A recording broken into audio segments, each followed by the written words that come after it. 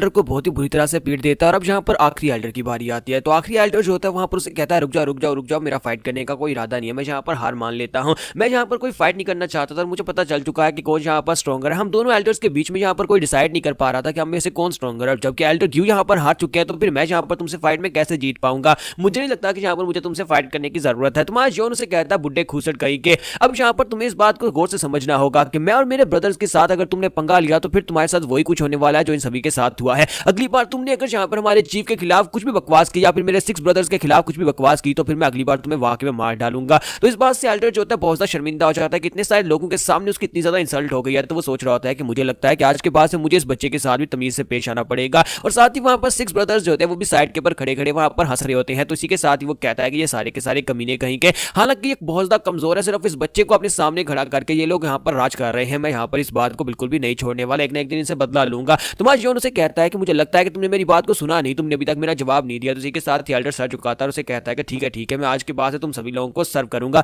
आज के बाद से चीफ और वाइस चीफ जो भी ऑर्डर्स करेंगे मैं उन ऑर्डर्स को जरूर फॉलो करूंगा। तो इसी के साथ ही हमारे चीफ भी बहुत ज्यादा खुश हो जाते हैं और कहते हैं हाँ ये बहुत ही अच्छी बात है। हमारा जोन कहता है कि हाँ ये बहुत ही अच्छी बात है। और इसी के साथ ही हमारे चीफ जो होते हैं वो जोन से कहते हैं कि चलो आ जाओ, तुम्हें काफी ज्यादा भूख लग गई होगी, तुमने यहाँ पर बहुत ही अच्छी फाइट की है, चलो अब तुम्हें कोई अच्छा सा खाना बना कर देते हैं। तो वो कहता है हाँ क्यों नहीं। और इसी के साथ ही वो सभी लोग वहाँ साइड के ऊपर चले जाते हैं। जबकि वहाँ पर मास्टर खड़े अभी भी यही सोच रहे होते हैं कि मैं इस ह्यूमिलिएशन का बदला लेकर रहूंगा, इस लड़के ने मेरे साथ जो कुछ भी किया उसका बदला तो मैं लेकर ही रहूंगा। तो यही बात से नेक्स्ट सीन में हिजिया विलेज का दिखाया जाता है जहां पर नैनजैंग मर्चेंट यूनियन होती है। तो यहाँ पर एक यूनियन होती है मर्चेंट्स की, जहां पर एक लीडर होता है। तो उसके पास बंदा भागता हुआ आता है और उसे कहता है कि मास्टर मुझे आपसे बात करनी है। मास्टर एक बहुत ही जरूरी बात है, एक बहुत ही बड़ी ट्रबल हो गई है। मास्टर हम लोगों ने यहाँ पर उन दोनों डीमंस के बारे में जो रूमर सुने थे वो वाकई में सच निकले हैं। मास्टर बेगी और मास्टर शिव उन दोनों के बारे में जो भी यहाँ पर सुना था वो सब कुछ वाकई में सच निकला। उन्हें 5 पीक स्ट्रॉन्ग होल्ड को ज्वाइन कर लिया और आज मैंने यहाँ पर उन दोनों को खुद अपनी आंखों से उस जगह के ऊपर देखा। तो ये बात सुनते उसका मास्टर से कहता है कि अच्छा तो तुमने वहां पर खुद उनको देखा है, इसका मतलब यह है कि 5 स्ट्रॉन्ग होल्ड जो है यानी कि ये 5 पीक माउंटेन जो है ये लोग बैंडिट्स इतने ज्यादा स्ट्रॉन्ग इसी वजह से हो गया क्योंकि मास्टर गी और मास्टर शिव ने उन दोनों को ज्वाइन कर लिया है।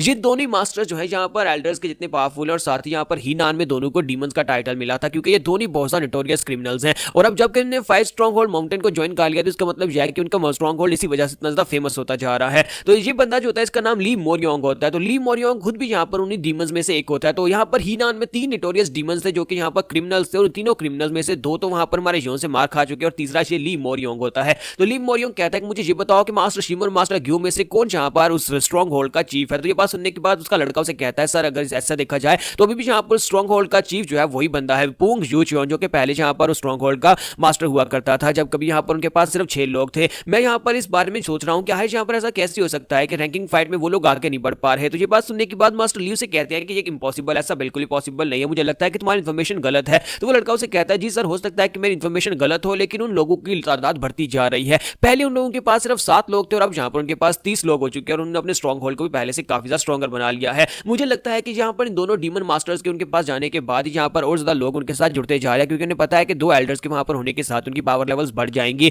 तो इसी के साथ ही मास्टर ली मोरियोंग उठकर खड़ा हो जाता है और उसे कहता है कि पिछले कई अरसे से यहाँ पर मैं उन दोनों को खत्म करना चाह रहा था ताकि मैं उन लोगों को यहाँ पर खत्म करके खुद अकेला यहाँ पर नोटोरियस डीमन बन जाऊं ताकि मेरा नाम यहाँ पर उन सभी से ऊंचा हो जाए। इसी वजह से अब यहाँ पर मैं उन दोनों को एक साथ ठिकाने लगा सकता हूँ जबकि मुझे पता है कि वो लोग कहाँ पर हैं। तो मैं वहां पर जाऊंगा, जाकर उनके पर अटैक करूंगा और उन दोनों को खत्म कर दूंगा यानी कि उन दोनों का नाम मिटा दूंगा। साथ ही वो कहता है कि और वैसे भी हम लोग यहाँ पर 5 पीक माउंटेन के बैंडिट्स को और ज्यादा ग्रो करने नहीं दे सकते। जितना ज्यादा उनका ग्रुप बड़ा होता जाएगा उतना ज्यादा उनकी दहशत बढ़ती जाएगी और उतना ज्यादा वो लोगों को लूटना शुरू करेंगे जिसकी वजह से यहाँ पर हमारे मर्चेंट ग्रुप्स को भी काफी ज्यादा नुकसान होने वाला है। इसी वजह से अभी यहाँ पर उनके पास लोग कम है तो हम अब लोग अभी जाकर उनके पर अटैक करेंगे और अभी जाकर उन बुड्ढे खूसट और साथ में उनके चीफ पोंग को भी जाकर मार डालेंगे ताकि हम लोग उनको यहाँ पर रोक लगा सके। उसका साथी उसे कहता है लेकिन सर वो सभी लोग बैंडिट्स और नोटोरियस लोग हैं, उन सभी के ऊपर यहाँ पर इस तरह से जाकर अटैक करना बिना सोचे समझे कि आपको नहीं लगता कि ये खतरनाक हो सकता है। तो ली मोरियोंग उसे कहता है कि क्या तुम्हें यहाँ पर मेरे पर भरोसा नहीं है, उनके पास सिर्फ 30 लोग हैं जबकि मेरे पास यहाँ पर पूरे 300 लोग हैं। जरा सामने देखो तो सही हमारे पास कितने ज्यादा लोग हैं। इतने लोगों के साथ भी क्या तुम्हें लगता है कि हम लोग जाकर इस फाइट को हारने वाले हैं? सभी लोग तैयारी करो, हम लोग सीधा जाकर उनके माउंटेन के ऊपर अटैक करेंगे।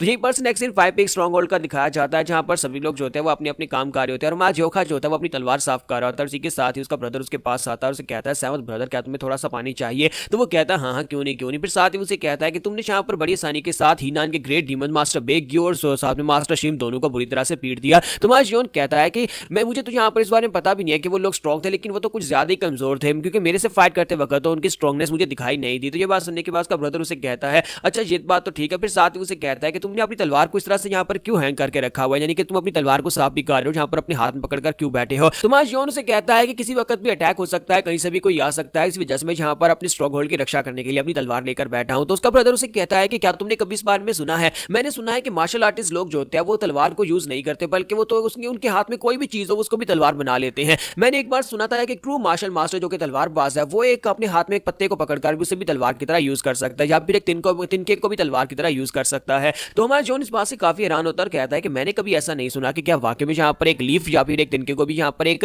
तलवार की तरह यूज किया जा सकता है। तो ब्रदर उसे कहता है कि मैं तो बस यहाँ पर ऐसी तुम्हारे सामने बकवास बातें कर रहा था, इनको सीरियसली मत लेना, मैं जा रहा हूँ, मेहनत करो। और हमारा जॉन वहीं पर बैठ जाता है और सोच रहा होता है कि मैं कब यहाँ पर ये कर पाऊंगा, क्या मैं भी कभी यहाँ पर बिना तलवार के किसी भी चीज को अपने हाथ में पकड़ूंगा वो तलवार बन जाएगी। लगता है कि इसके लिए बहुत ज्यादा ट्रेनिंग की जरूरत पड़ती होगी, मुझे जाकर बहुत ज्यादा ट्रेनिंग करनी पड़ेगी, बहुत ज्यादा मेहनत करनी पड़ेगी, तभी मैं कुछ ऐसा कर पाऊंगा। तो इसी के साथ ही रात गहरी होती है। आधी रात के वक्त जब ये लोग यहाँ पर सो रहे होते हैं, एक लड़का जो होता है वहां पर अपनी बाहर की तरफ आगे बढ़ता है जहां पर उनकी दीवार होती है। जैसे ही वो उसके करीब पहुंचता है वहीं पर उसे सामने से तीर चलते हुए दिखाई देते हैं। तीरों के ऊपर आग लगी होती है और उनके स्ट्रॉन्ग होल्ड के ऊपर अटैक हो जाता है। वो चिल्लाता हुआ भागता वापस आता है, कहता है कि हमारे ऊपर अटैक हो रहा है, हमारे ऊपर तीरों से अटैक हो रहा है, हमारी दीवार को किसी ने आग लगा दी है। तो वो सभी लोग उठ जाते हैं और कहते हैं कि ये अचानक से हुआ क्या, आग को बुझाओ। लेकिन साथ ही वहां पर उनके घरों के ऊपर भी तीर गिरते हैं, जिसकी वजह से उनके घर भी जलना शुरू हो जाते हैं। और हमारा जॉन जो होता है वो उठकर खड़ा हो जाता है और कहता है कि ये किस कमीने की हरकत है, किसने हमारे पर अटैक किया होगा। और चीफ भी बाहर निकल आता है और सभी लोगों से कहता है कि सभी लोग शांत हो जाओ, इस तरह से डर कर भागने की जरूरत नहीं है, हम सभी लोग यहाँ पर फाइट के लिए तैयार हो जाएंगे। जबकि सेकंड ब्रदर उसे कहता है कि चीफ अब हम लोग यहाँ पर क्या करेंगे, इस तरह अगर चलता रहा तो हमारा पूरे का पूरा स्ट्रॉन्ग होल्ड जल जाएगा, हमें यहाँ से बाहर निकलना ही पड़ेगा,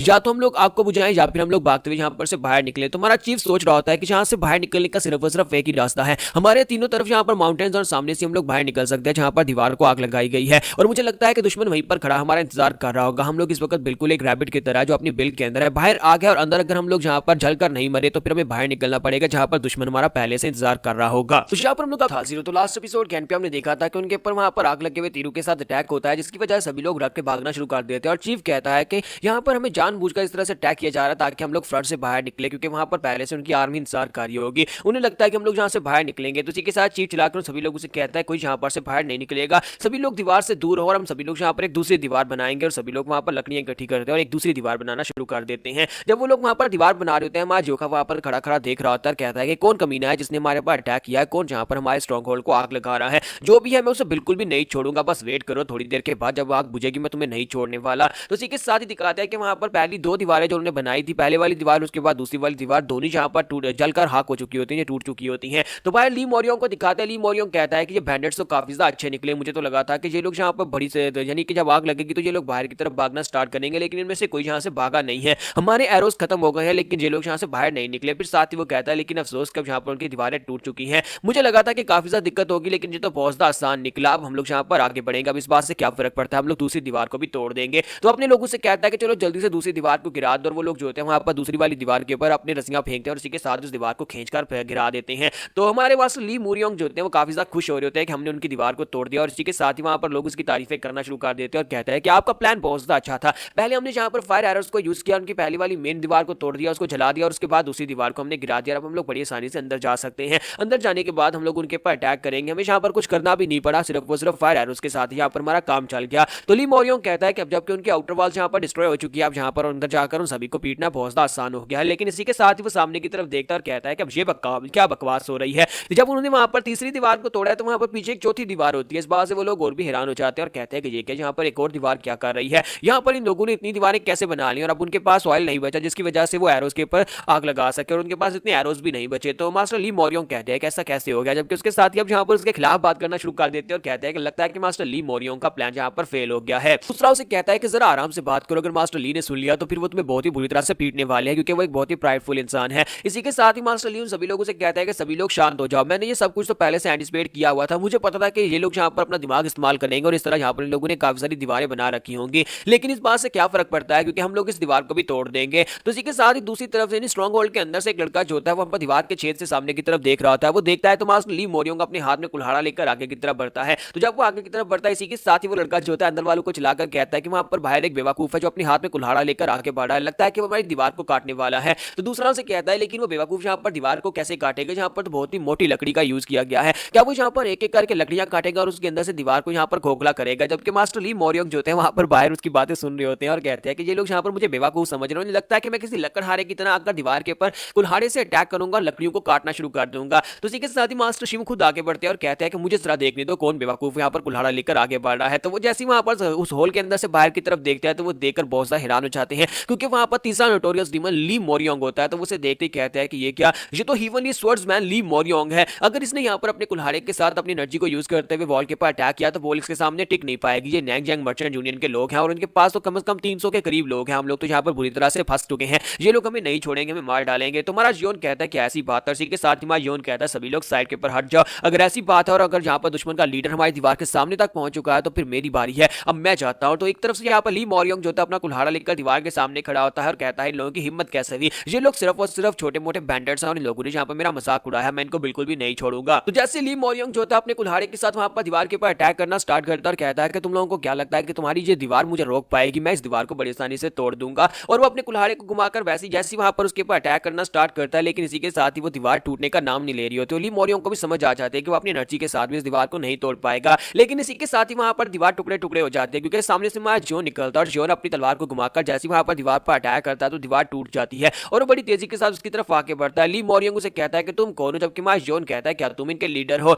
तो ली मोरियोंग कहते हैं ये तो सिर्फ एक बच्चा है और यहाँ पर इसके पास इतनी भारी तलवार क्या कर रही है। तो जोन आगे बढ़कर उसके ऊपर अटैक करता है, ली मोरियोंग भी अपने कुल्हाड़े के साथ उसके अटैक को ब्लॉक करता है। फिर साथ ही वो कहता है कि ये लड़का है कौन, इसकी तलवार के अंदर से इतनी पावरफुल स्ट्रेंथ कैसे निकल रही है। तुम्हारे जोन उसे पीछे की तरफ झटक देता है तो ली मोरियोंग जंप करते पीछे हटता है, पीछे हटने के बाद अपने हाथ में अपना कुल्हाड़ा लेकर खड़ा होता है, लेकिन उसके हाथ कांप रहे होते हैं और कहते हैं कि मैंने अभी यहाँ पर सिर्फ इसके एक ही अटैक को ब्लॉक किया और मेरे हाथ यहाँ पर कांप रहे हैं, क्या ये इसकी ब्लेड एनर्जी है। मुझे यकीन नहीं हो रहा कि इस लड़के ने ब्लेड एनर्जी को यूज करना भी सीख लिया है। और इसी के साथ ही वो जोन की तरफ देखता है और कहता है कि लगता है कि वही स्वर्ड्समैन है, ये वही बैंडेड स्वर्ड्समैन है जो आजकल कुछ ज्यादा फेमस हो रहा है, लगता है ये नंबर 7 है जिसके बारे में यहाँ पर काफी सारे रूमर हैं। मैंने सोचा नहीं था कि ये लड़का इतना ज्यादा स्ट्रॉगर होगा, ये तो वाकई में बहुत ज्यादा यंग और ऊपर से स्ट्रॉन्ग भी है। तुम्हारे जोन से कहता है कि यहाँ पर इंपॉर्टेंट बात यह है कि तुमने यहाँ पर हमारे बेस के ऊपर अटैक किया, तुम्हारी हिम्मत कैसी हुई यहाँ पर हमारे स्ट्रॉन्ग होल्ड के ऊपर आग से अटैक करने की। तुम्हारा जोन जो था मास्टर ली मोरियोंग से कहता है कि तुम्हें शर्म आनी चाहिए कि तुम्हारे पास यहाँ पर इतने सारे लोग हैं, लेकिन इसके बावजूद तुमने यहाँ पर हमारे ऊपर फायर एरोस के साथ अटैक किया और हमें जलाकर मारने की कोशिश की। तो मास्टर ली मोरियोंग उसे कहते हैं जब तो एक फाइट की स्ट्रेटजी है, जंग में हमेशा इस तरह से किया जाता है। तुम्हारा जोन से कहता है अपनी बकवास बंद करो, मुझे सब कुछ नहीं सुनना। अब जबकि तुमने यहाँ पर हमारे ऊपर अटैक किया और हमारे घरों को जलाया तो तुम्हें यहाँ पर कंपनसेट करना पड़ेगा। तो वो कहता है कैसा कंपनसेट, मैं यहाँ पर तुम्हें क्यों कंपनसेट करूंगा, कहीं तुम पागल तो नहीं हो। ली मोरियोंग उसे कहता है कि तुम एक बैंडेड हो और बैंडेड्स को यहाँ पर कौन कंपनसेट करता है, हम लोग यहाँ पर तुमसे बदला लेने के लिए आए ताकि तुम्हें रोक सके, क्योंकि तुम लोग यहाँ पर रोजगार स्ट्रॉन्ग बनते जा रही हो और कल को यहाँ पर जब लोग गुजरेंगे तुम उनको लूटोगे। तुम लोग यहाँ पर अपने आप को राइटियस नहीं कह सकते और तुम यहाँ पर बच्चे जिसका दिमाग खराब किया गया है। एक बैंडेड जो होते हैं वो खतरनाक लोग होते हैं और डेंजरस लोग होते हैं और कमीने लोग होते हैं। तुम लोग यहाँ पर दूसरों को लूटते हो, तुम लोग कोई शरीफ इंसान नहीं हो जिसे यहाँ पर कंपनसेट किया जा सके। यहाँ पर गवर्नमेंट भी अगर चाहे तो वो भी यहाँ पर तुम्हें सब्जुगेट करने के लिए ही आएगी। तुम्हारे जोन से कहता है कि हम लोग कुछ भी गलत नहीं करते, हम लोग तो बस यहाँ पर टोल फीस लेते हैं, क्योंकि तुम लोग इस एरिया से गुजर कर जाते हो और इस एरिया से गुजरने के लिए तुम्हें फीस देना पड़ती है। तो मास्टर ली मोरियोंग से कहता है कि ये 5 माउंटेन जो है ये तुम्हारी नहीं है, ये 5 माउंटेन जो है ये तुम्हारी तो बिल्कुल भी नहीं है, तो फिर तुम यहाँ पर किस अधिकार से उन लोगों के पास से टोल फीस लेते हो। तुम्हारा जोन से कहता है कि ये 5 पीक माउंटेन हम 7 भाइयों की है और ये हमारी ही रहेगी। तो ये बात सुनने के बाद मास्टर ली मोरियोंग कहता है कि तुम्हारा तो दिमाग खराब कर दिया गया है, लगता है कि यहाँ पर बैंडेड्स ने तुम्हारा ब्रेन वॉश किया है, तुम्हारा दिमाग खराब हो गया। जबकि मास्टर जोन से कहता है कि अपनी बकवास बंद करो, तुम यहाँ पर हमारे बारे में अलग सोचते हो और हम तुम्हारे बारे में अलग सोचते हैं, लेकिन ये माउंटेन हमारी है। और तुमने यहाँ पर कभी देखा नहीं है कि म्यूजियम के अंदर बातों को किस तरह से सुलझाया जाता है। जब दो लोग आपस में बहस कर रहे हो तो जो स्ट्रॉन्ग होता है वही हमेशा जीतता है। तो मास्टर ली मोरियोंग से कहता है कि लड़कियां है तुम्हारा कॉन्फिडेंस आ कहां से रहा है, क्या तुम्हें वाकई में लगता है कि मुझे प्रोवोक करने के बाद तुम सर्वाइव कर पाओगे। तुमने मास्टर शिम और मास्टर क्यू को हरा दिया, लेकिन मैं उन दोनों से ज्यादा स्ट्रॉन्गर हूं और मैं चाहूं तो यहाँ पर तुम्हें हरा सकता हूं। तुम्हारा जोन से कहता है क्या तुम फाइट भी करने वाले हो, यहाँ पर सिर्फ बकवास करते हो। उसे कहता है बकवास बंद करो, जल्दी से फाइट करनी है तो फाइट करो। तो इसी के साथ ही मास्टर ली मोरियोंग अपना कुल्हाड़ा होने वाली है, क्योंकि लास्ट सीन के ऊपर हमने देखा था कि हमारा जोन से कहता है बकवास बंद करो, जल्दी से फाइट करनी है तो फाइट करो। तो इसी के साथ ही मास्टर ली मोरियोंग अपना कुल्हाड़ा निकालते और अपने हाथ में कुल्हाड़ा फेंक देते और अपनी तलवार निकाल लेते और कहता है कि लड़कियां मैं जहां पर तुम्हें सबक सिखाने वाला हूं, क्या तुम्हें पता है कि मुझे हिवनली स्वर्ड्समैन कहा जाता है, ये मेरा टाइटल है। अब तुम्हें पता चलेगा कि मुझे हिवनली स्वर्ड्समैन क्यों कहते हैं। और इसी के साथ ही अपनी तलवार के अंदर अपनी ऑरा को रिलीज करता और आगे की तरफ बढ़ता और कहता है मैं यहाँ पर बाकी के लोगों की तरह बिल्कुल भी नहीं हूँ, लेकिन जिन मास्टर्स को तुम पहले हरा चुके हो मैं उनके जैसा बिल्कुल भी नहीं हूँ, ना ही मैं यहाँ पर तुम्हारे पास तरस खाने वाला हूँ क्योंकि तुम एक बच्चे हो। तुम्हारा जोन कहता है कि सभी लोग मुझसे देखा था कि हमारा जोन से कहता है बकवास बंद करो, जल्दी से फाइट करनी है तो फाइट करो। तो इसी के साथ ही मास्टर ली मोरियोंग अपना कुल्हाड़ा निकालते और अपने हाथ में कुल्हाड़ा फेंक देते और अपनी तलवार निकाल लेते और कहता है कि लड़कियां मैं जहां पर तुम्हें सबक सिखाने वाला हूं, क्या तुम्हें पता है कि मुझे हिवनली स्वर्ड्समैन कहा जाता है, ये मेरा टाइटल है। अब तुम्हें पता चलेगा कि मुझे हिवनली स्वर्ड्समैन क्यों कहते हैं। और इसी के साथ ही अपनी तलवार के अंदर अपनी ऑरा को रिलीज करता और आगे की तरफ बढ़ता और कहता है मैं यहाँ पर बाकी के लोगों की तरह बिल्कुल भी नहीं हूँ, लेकिन जिन मास्टर्स को तुम पहले हरा चुके हो मैं उनके जैसा बिल्कुल भी नहीं हूँ, ना ही मैं यहाँ पर तुम्हारे पास तरस खाने वाला हूँ क्योंकि तुम एक बच्चे हो। तुम्हारा जोन कहता है कि सभी लोग मुझसे ऐसा क्यों कहते हैं कि वो लोग यहाँ पर मेरे ऊपर तरस नहीं खाएंगे क्योंकि मैं एक बच्चा हूँ। अक्सर लोग यहाँ पर मेरी अपीयरेंस को देखकर धोखा खा जाते हैं, लेकिन मैं भी यहाँ पर बिल्कुल भी तुम्हारे ऊपर तरस नहीं खाने वाला। और इसी के साथ ही मास्टर ली उसके ऊपर अटैक करने के लिए आगे बढ़ते हैं और कहते हैं अगर तुम यहाँ पर मुझसे भीख मांगोगे और रो कर भी कहोगे कि मैं तुम्हें छोड़ दूं तब भी तुम्हें नहीं छोड़ूंगा। और बड़ी तेजी के साथ उसके करीब पहुंच जाते हैं और हमारा जियोन भी वहां पर अपनी तलवार लेकर आगे पहुंच जाता है। तो मास्टर ली जो होते हैं उसके करीब पहुंचते हैं और कहते हैं कि मुझे पता है कि ये लड़का स्ट्रॉगर है, लेकिन ये मुझसे ज्यादा स्ट्रॉगर नहीं हो सकता क्योंकि मेरे पास इतने सालों का एक्सपीरियंस है। और वहीं पर से वो अपनी स्पेशल टेक्निक को यूज करते हैं जिसका नाम अनचेंजिंग नून टेक्निक होता है। वो एक ऐसी टेक्निक होती है जिसके साथ ही वो अपने 5 क्लोन बना लेते हैं। तो हमारा जियोन थोड़ी देर के लिए वहां पर हैरान हो जाता है और कहता है कि ये क्या, तुम तो वाकई में काफी ज्यादा इंटरेस्टिंग हो,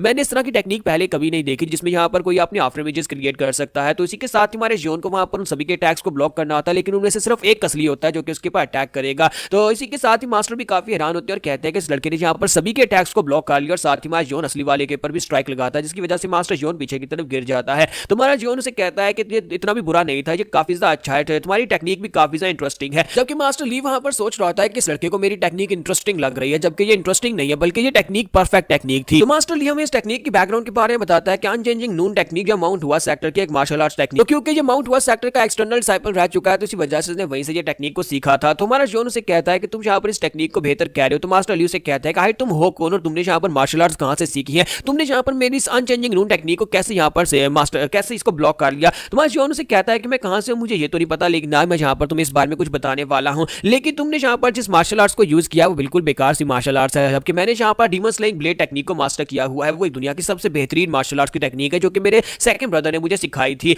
तो इसी के साथ ही मास्टर ली से कहते हैं कि ऐसा बिल्कुल ही पॉसिबल नहीं है। डीमन स्लेइंग ब्लेड टेक्निक जो है वो शाओलिन टेंपल की टेक्निक है जो कि शाओलिन मॉन्क्स यूज करते हैं, लेकिन वो कभी भी इतनी स्ट्रॉन्गर थी ही नहीं। हालांकि शाओलिन मॉन्क भी इस टेक्निक को इतनी स्ट्रॉन्गर तरीके से यूज नहीं कर सकते। तो मास्टर जियोन उसे कहता है कि मुझे नहीं पता कि लेकिन ये टेक्निक बहुत ज्यादा स्ट्रॉन्गर है। और फिर साथ ही उसे कहता है कि तुम्हारी टेक्निक देखने के बाद मुझे काफी ज्यादा इंटरेस्टिंग लगी, तो क्या मैं यहाँ पर तुम्हारी टेक्निक को कॉपी करने की कोशिश करूं। तो ये बात सुनने के बाद ली मोरियन काफी हैरान हो जाता है और कहता है कि बेवकूफ बच्चे, क्या तुम्हें लगता है कि तुम अनचेंजिंग नून टेक्निक को मास्टर कर सकते हो या फिर उसको कॉपी कर सकते हो? ऐसा सोचना है मत, तुम कुछ ज्यादा ही एरोगेंट बन रहे हो। इस टेक्निक को मास्टर करने में कम से कम 20 साल लगते हैं, क्योंकि इस टेक्निक के अंदर कम से कम 1000 चेंजेस हैं, छोटे मोटे 1000 चेंजेस हैं जिनको अप्लाई करने के बाद इस टेक्निक को फाइनली पूरी तरह से सीखा जा सकता है। तो मास्टर जियोन उसे कहता है कि क्या वाकई में, लेकिन देखने में तो ये बहुत ज्यादा आसान टेक्निक लग रही थी। और इसी के साथ ही मास्टर जियोन जैसे वहां पर आगे बढ़ता है उसका एक क्लोन निकल आता है। ये देखने के बाद उसके साथ ही बहुत ज्यादा हैरान हो जाते हैं और मास्टर जियोन जैसे जैसे आगे बढ़ता है उसके पूरे 5 क्लोन्स निकल आते हैं और वो उसे कहता है कि देखो मैं यहाँ पर तुम्हारी टेक्निक को परफॉर्म कर रहा हूँ। और इस बात से मास्टर ली मोरियन को एक बहुत बड़ा झटका लगता है, क्योंकि उन्हें भी यहाँ पर माउंट हुआ सेक्टर की इस टेक्निक को सीखने में सालों लगे थे। ये एक ऐसी टेक्निक है जिस टेक्निक के अंदर हजारों वेरिएशंस हैं। इस टेक्निक के अंदर छोटे छोटे बहुत सारे चेंजेस होते हैं जिसमें अपनी स्पीड को बैलेंस करना होता है, जिसमें साथ ही अपने क्लोन्स को जनरेट करना होता है, अपनी की को बैलेंस करना होता है और साथ ही यहाँ पर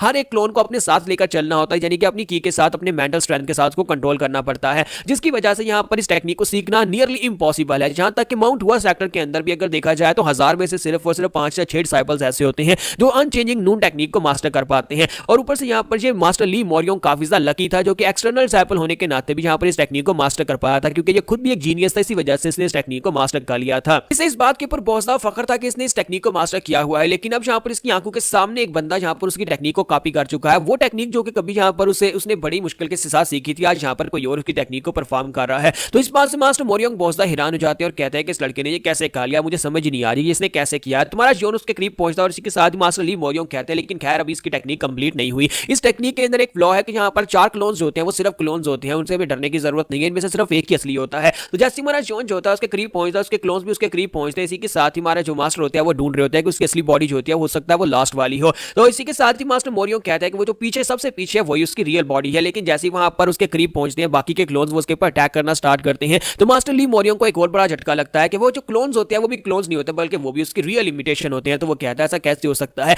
मैं तो अभी तक सिर्फ और सिर्फ यहाँ पर आफ्टर इमेजेस क्रिएट करता रहा हूँ, वो सिर्फ शैडोज होते हैं, लेकिन इसके क्लोन्स तो बिल्कुल रियल हैं। और वो सभी क्लोन्स जो होते हैं उसकी बॉडी के ऊपर एक एक स्ट्राइक लगाकर आगे गुजरते हैं, जिसकी वजह से मास्टर की बॉडी के ऊपर काफी सारे कट्स लगते हैं और मास्टर ली मोरियन जो होते हैं वहीं पर ग्राउंड के ऊपर गिर जाते हैं और कहते हैं आखिर इस लड़के ने यहाँ पर इस इमिटेशन टेक्निक को किस लेवल तक मास्टर कर लिया है, जिसने यहाँ पर सिर्फ इस टेक्निक को पहली बार जिंदगी में देखा और इसको पूरी तरह से मास्टर कर लिया और जो मुझसे भी बहुत ज्यादा आगे निकल चुका है। तो मास्टर ली मोरियन ग्राउंड के ऊपर गिर जाते हैं और हमारा जियोन उसे कहता है अब मुझे समझ नहीं आ रही कि तुम इतनी आसानी से यहाँ पर क्यों गिर गई, तो तुम्हारी अपनी ही टेक्निक थी और तुम्हारी टेक्निक तो कुछ ज्यादा ही कमजोर है, मैंने इसको बड़ी आसानी से मास्टर कर लिया। फिर साथ ही वो आगे बढ़ता है और कहता है क्या तुम जिंदा हो या फिर तुम मर गए हो। फिर साथ ही उसे कहता है कि अगर तुम यहाँ पर मर गए हो तो फिर ठीक है, तुम्हारा सर भी काट देता हूँ ताकि यहाँ पर बाकी सभी लोगों को सबक मिल सके। तो मास्टर जो होते हैं इसी के साथ ही चलाकर उससे कहता है रुक जाओ रुक जाओ रुक जाओ प्लीज, यहाँ पर मुझे मारना मत, मैं अपनी बॉडी को मूव नहीं कर पा रहा, यानी कि मेरी बॉडी के ऊपर इतने कट्स लगे हैं कि अब मैं हिल भी नहीं पा रहा, इसलिए मुझे माफ कर दो, मैं दोबारा कभी यहाँ पर इस जगह के ऊपर नहीं आऊंगा, तुम्हारे स्ट्रॉन्ग स्ट्रॉन्ग होल्ड के ऊपर कभी नहीं आऊंगा और साथ ही मैं यहाँ पर तुम्हें कंपनसेट भी करूंगा जो तुम्हारी दीवारें तोड़ी है। तुम्हारा जोन उसे कहता है कि हाँ अगर तुम दोबारा यहाँ पर आए तो याद रखना तुम्हारे साथ क्या होगा। तुम्हारा ली मोरियोंग उसे कहता है नहीं मैं कसम खाता हूँ कि मैं दोबारा कभी यहाँ पर नहीं आऊंगा। तुम्हारा जोन कहता है कि तुम अपने प्रॉमिस को पूरा करोगे तो मैं भी अपने प्रॉमिस को पूरा करूंगा और दोबारा हम दोनों का आमना सामना ना हो तो ज्यादा अच्छा है। और इसी के साथ ही बैंडिट्स खुश हो जाता है कि हमारे जोखा ने इस फाइट को जीत लिया है। तो चीफ भागते हुए उसके पास आते हैं और उसे कहते हैं कहीं तुम्हें कोई चोट वोट तो नहीं लगी। तो वो कहता है नहीं चीफ मुझे कोई चोट नहीं लगी। और साथ ही उसे कहता है कि तुमने जिस क्लोन टेक्निक को यूज किया बहुत ज्यादा कमाल की टेक्निक थी। तो मास्टर ली मोरियोंग जब वहां पर उसके साथियों से उठाकर लेकर जा रहे होते हैं वो पीछे की तरफ घूमकर देख रहा होता है और कहता है कि मुझे समझ नहीं आ रही कि यार ये लड़का कहां से आया है, ये कुछ ज्यादा ही स्ट्रॉन्ग है। यानी कि एक बैंडिट के लिए तो ये बिल्कुल भी नहीं बना। ऐसे लगता है जैसे किसी मैं प्रेस्टिजियस फैमिली के यंग मास्टर को देख रहा हूं। तो यही बार ऊपर दिखाते हैं माउंटेन के ऊपर एक और बंदा जो होता है वो छुपकर इस सारी बैटल को देख रहा था। और इस सारी बैटल को देखने के बाद वो कहता है कि अच्छा तो ये लड़का है और उसी के साथ ही वहां पर से पीछे की तरफ मुड़ जाता है। तो अब हमें यहाँ पर नेक्स्ट सीन में बताया जाता है कि जहां पर हीनान प्रोविंस में जहां पर ये 5 पीक माउंटेन है उसके आसपास यहाँ पर कुछ छोटी मर्चेंट ग्रुप्स हैं जिनमें से यहाँ पर एक नैनजैंग मर्चेंट ग्रुप्स था और कुछ और मर्चेंट ग्रुप्स है जिसमें कुछ बड़े मर्चेंट यूनियंस भी हैं। तो उनमें से एक बड़ी मर्चेंट यूनियन जो है ली मोरियोंग के हारने के बाद, क्योंकि ली मोरियोंग भी अब यहाँ पर सबमिट कर चुका है, एक और यहाँ पर बड़ी मर्चेंट यूनियन है जिसका नाम मानसू मर्चेंट यूनियन है। तो मानसू मर्चेंट यूनियन के लोग भी अब यहाँ पर काफी बड़ी टेंशन में होते हैं क्योंकि अब स्ट्रॉन्ग होल्ड के ऊपर से जिसे भी गुजरना पड़ेगा उसे वहां पर टोल टैक्स देना पड़ेगा और ऊपर से हमारे जोन जोखा की रेप्यूटेशन बहुत ज्यादा बढ़ती जा रही है।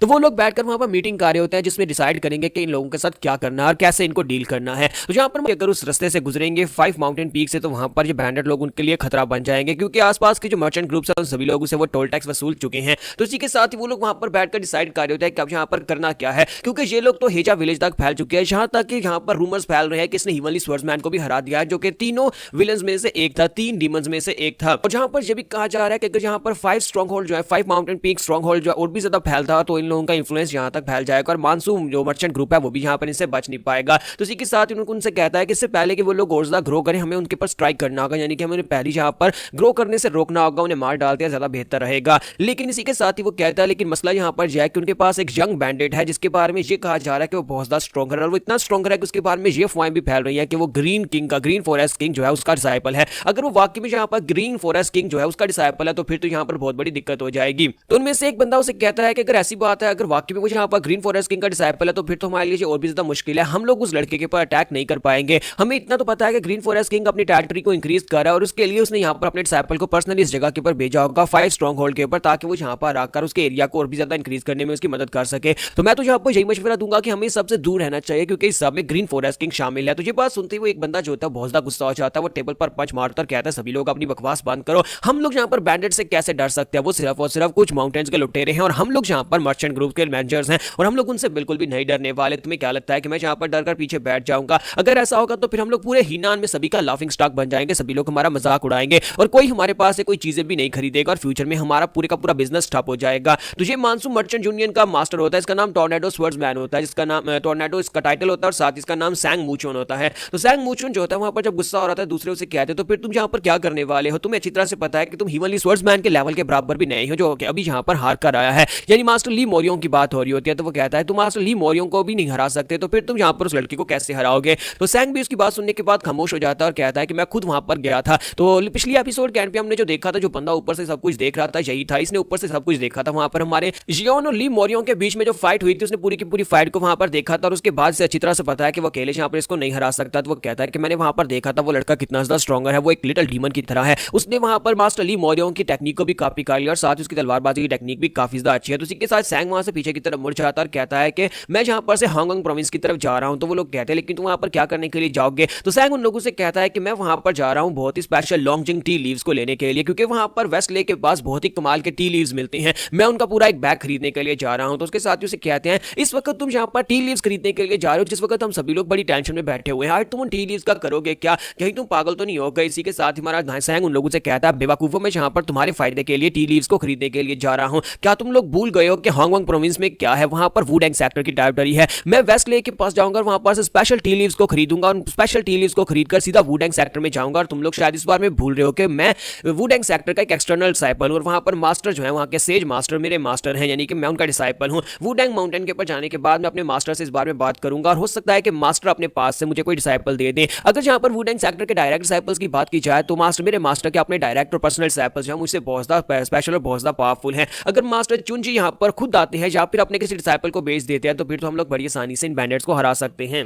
तो उसके साथ ही भी इस बात से काफी ज्यादा खुश हो जाते हैं और कहते हैं क्या वाकई में तुम यहाँ पर से चुंजी को मना पाओगे। एल्डर चुंजी अगर अपने किसी भी डिसाइपल को यहाँ पर भेज देते हैं तो ये काम वाकई में हो जाएगा और सभी लोग काफी ज्यादा खुश होते हैं। तो इसी के साथ उनमें से एक कहता है तो फाइनली अब जहाँ पर हमारा वक्त आ चुका है, हम लोग यहाँ पर मानसू ग्रुप के लोग इनको हरा देंगे, हम इन बैंडेट्स को खदेड़ देंगे, इन बैंडेट्स में से कोई भी यहाँ पर जिंदा नहीं बचेगा अगर जहाँ पर वाकई में वुडेंग सेक्टर से कोई आता है तो मास्टर सैंग उन लोगों से कहता है कि अब बस तुम लोग मेरा इंतजार करो, मैं जल्दी वहां पर जाऊंगा, जाकर मास्टर चुंजी से बात करूंगा और मास्टर चुंजी से कहूंगा कि अपने किसी डायरेक्ट डिसाइपल को मेरे साथ भेज दे। वो लड़का कुछ ज्यादा यंग है, यानी कि अभी वो एक छोटा बच्चा ही तो है। उसने यहाँ पर चाहे यहाँ पर ग्रीन फॉरेस्ट किंग के पास से ही टीचिंग ली हो, लेकिन इसके बावजूद वो किसी भी ऐसे डिसाइपल का सामना नहीं कर पाएगा जिसने एक प्रॉपर मास्टर के पास से ट्रेनिंग ली है। इसका मतलब यह है कि 5 माउंटेन पीक के ऊपर भी हमारा कब्जा होने वाला है। मानसू ग्रुप वहां पर उस जगह के ऊपर भी कब्जा कर लेगा। तो इसी के साथ ही नेक्स्ट सीन में दिखाते हैं हम एक शहर के बीचों बीच एक रेस्टोरेंट होता है जहां पर काफी सारा खाना मंगवाया गया होता है और इसी के साथ ही वहां पर 2 लड़कियां बैठी होती हैं जो आपस में बातें कर रही होती है और कहती है कि इतना सारा खाना क्यों मंगवाया गया। तो दूसरी लड़की उसे कहते हैं कि ये सारे का सारा खाना तुम्हारे लिए मंगवाया क्योंकि यहाँ पर हमारे साथ एक बहुत ही फेमस सेलिब्रिटी मौजूद है, यानी कि हमारे साथ यहाँ पर योन जोखा मौजूद है। योन जोखा ने हमें यहाँ पर ये ट्रीट दिया है। तो ये दोनों लड़कियां जो होती हैं बहुत ज्यादा खुश होती हैं और जहाँ पर ये लोग ट्रीट के लिए आए होते हैं क्योंकि हमारे योन ने हीवनली स्वर्ड्समैन को हराया था और उसके पास से उसे काफी सारी कंपनसेशन मिली थी जिसकी वजह से इन्हें काफी सारे पैसे मिले थे। और सेकंड ब्रदर ने पर्सनली यहाँ पर इन लोगों को पैसे दिए थे कि जाओ जाकर रेस्टोरेंट में घुमाओ, जाकर अच्छा खाना खाओ। तो मैं जोखा उनसे कहता है कि तुम लोग यहाँ पर मेरे बारे में कुछ ज्यादा ही बातें कर रही हो,